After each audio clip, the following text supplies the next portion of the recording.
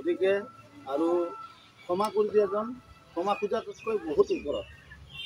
সকলোৱে ক্ষমা কৰিব নোৱাৰে আৰু ক্ষমা খোজাতকৈ যিজনে ক্ষমা খুজিছে তেওঁ ক্ষমা কৰি দিয়াজন আচলতে ওপৰত হয়। অলপ কৈছোঁ লগতে আৰু কিছু মনোযোগ মই জনাইছোঁ জিলাৰ পৰিয়ালক যিকোনো প্ৰকাৰে হ'লেও মই খবৰ দিয়াইছোঁ যে আজিতো বিশ্বাস হ'ব লাগে।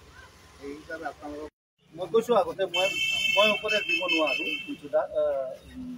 ক'ব নোৱাৰোঁ দাদা, মোতকৈ জ্যেষ্ঠ। মই কেতিয়াও প্ৰেছ কৰা নাই, তেওঁলোকে মোক জোৰ দিয়া নাই যে এইটো মীমাংসা কৰিব লাগে। গতিকে আপুনি কি বিচাৰে?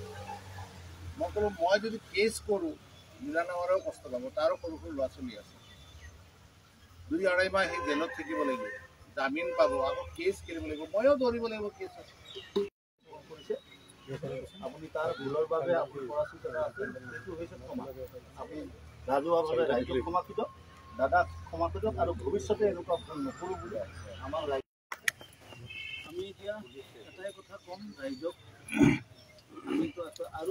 আৰু ৰাইজ যিহেতু কৈছে যে আপুনি যদি স্বেচ্ছাই যদি ক্ষমা কৰিব বিচাৰে আমাৰ কোনো আপত্তি নাই। জিলাও তেনেকৈ মোৰ এজন ভাতৃ হিচাপে সদায় আছিল আৰু মোৰ ভণ্টি আৰু ভাইটিৰ লগতে থকাই।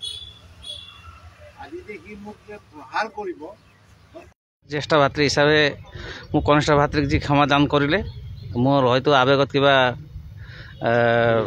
ভুল হৈছিলে, এই ভুলৰ ক্ষমা বিচাৰিলোঁ, তেখেতে ক্ষমা দিলে। তেখেতে সদায় জ্যেষ্ঠ ভাতৃ হিচাপে নমৰলৈকে থাকিব আৰু ভৱিষ্যতে ময়ো তেখেতক জ্যেষ্ঠ ভাতৃ হিচাপে মানি থাকিম।